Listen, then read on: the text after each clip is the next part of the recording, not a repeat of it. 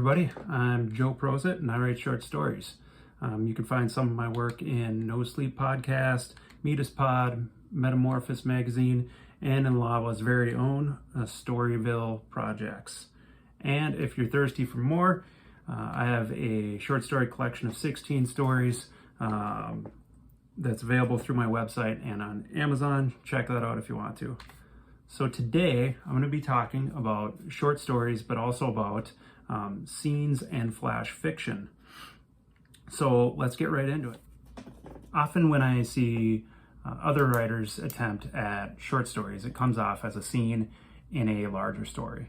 And often when I attempt flash fiction, or when I read others' attempts at flash fiction, it comes off as a condensed short story.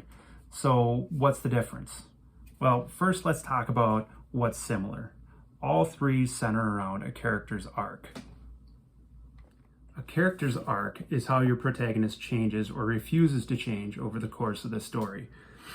It's sometimes called the internal conflict or the B story, and it's central to any decent story.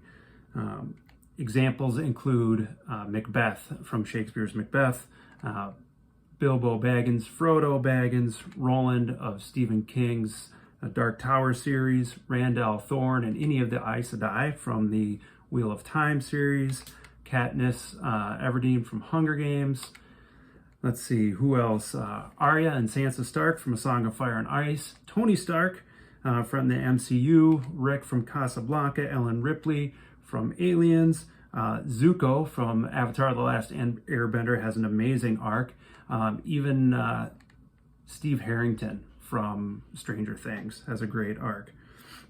Think of any iconic character that stands out to you and think about how they change from the beginning of the story and who they are at the end of the story. That's a character's arc. All right, so back to scenes, short stories, and flash fiction. If they all center around character arc, then what's the difference? So a scene is part of a larger story. It has no definitive length, and you can have scenes inside of scenes even. Essentially, anytime you build tension and then you release, or you set something up and you pay it off, that's a scene. So speaking of tension and release and payoffs, Alfred Hitchcock described suspense once as a scene where two individuals are talking at a table and there's a bomb underneath the table. If neither of the characters nor the reader knows that there's a bomb there, the bomb goes off, we have a short moment of surprise, but no suspense.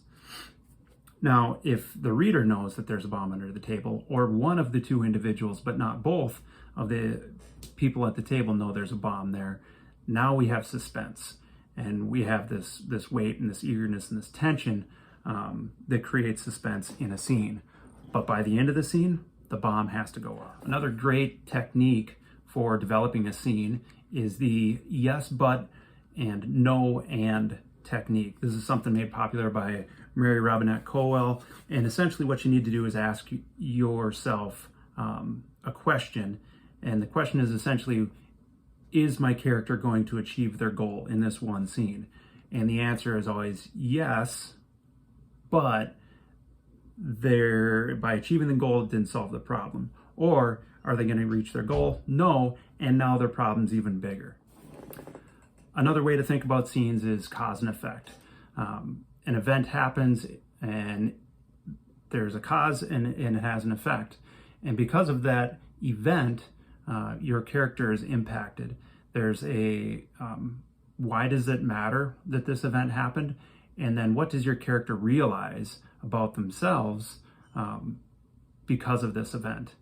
And I really like this because it's they're pushed on to the next scene. They're propelled in the next event, and one scene leads to the next, and the next is unavoidable and inevitable.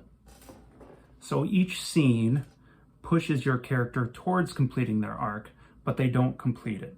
And they might be pushed further away from their arc. They might be pushed closer towards it, but they're affected.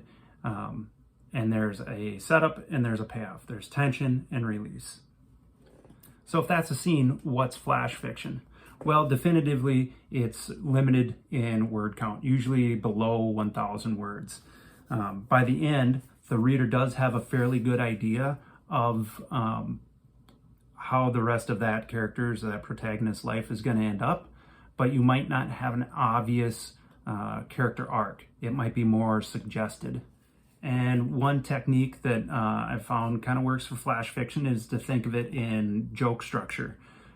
You have a setup, and in that setup you allude to obvious expectations, and then by the end of it you subvert and you surprise your audience by showing them the opposite of those expectations. For example, the old joke, me and my wife have been happy for 20 years. Now, the expectation is we're a loving couple and we've kind of figured out this whole marriage thing, and we have experience, we understand. That's the setup, that's the expectation. And then the punchline is, me and my wife have been happy for 20 years, and then we met. Now, it doesn't have to be funny, but it should subvert, it should surprise, or it should confirm some truth we were told at the beginning, but then led to believe otherwise in the middle, just to be found true again at the end. And that's essentially flash fiction. All right, so I could talk to you all day about flash fiction, but the cool thing about flash fiction is it's super short, and you can find it on the internet for free. So instead of listening to me, you can just read flash fiction and figure it out for yourself. Here's 3 recommendations I got for you. The first one is called Taylor Swift by Stephen Elmond. And then the second is Girl by Jamaica Kincaid. And then probably my favorite is a flash fiction called They're Made Out of Meat by Terry Bison. All 3 are excellent, and you can read all 3 in less than 5 minutes. So now we've talked about scenes and we've talked about flash fiction. Let's talk about short stories. Short stories are not just a short novel. They're not a scene, and they're slightly different than flash fiction in that they have a beginning, middle, and end, and a complete character arc by the time you're done. For structure, I've kind of developed my own that I like to use, a 5-point beat sheet that goes hook, hold, heart, surprise, and satisfy. And I'll talk about each one of those, what they kind of mean here. So your hook is really just something to get your readers to the second paragraph. You've probably gone into a bookstore and picked up the front page of the book, read the first sentence, and set it back down. The hook is to stop people from doing that and get to read a little further. The hold is the conflict. That's your A story. That's the thing that needs to move in the world around your heroes to make a story. So it might be a MacGuffin like the Maltese hamster, or the plans for the Death Star, or stolen diamonds, whatever it is. It's your conflict. By the time you get through the conflict, your reader should have an understanding of who the good guy is, what they're trying to accomplish, and what's in their way. Now let's talk about the heart. This is really where your character's arc is explored and fleshed out. Every story has 2 plots. One is the A plot, the external plot, the thing that needs to change about the world around your character. And then there's the B plot, or the internal conflict. And that's the thing that needs to change inside of your character that allows them, that empowers them to overcome the forces of keeping them from their A plot, their external goals. All right, now that your protagonist has a grasp on their internal conflict and they're working towards completing that character arc, we hit our surprise beat. That's where the flow of the story changes. If things have been going poorly for your protagonist, they turn around positively. If things have been going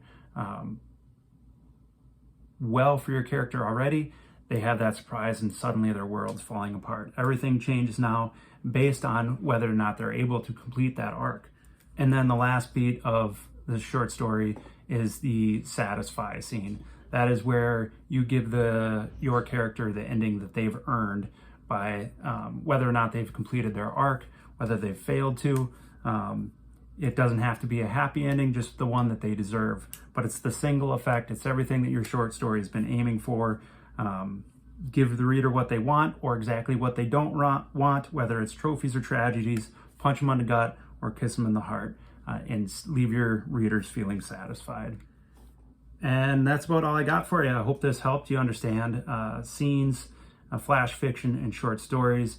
Each is really their own unique art form, and developing and working on each can improve your overall skill and craft as a writer. So I encourage you guys to go out, give it a shot. Even if you've never read flash fiction before, even if you've never thought about individual scenes as those building blocks to a larger novel or novella, or if you've never attempted a short story, give it a shot.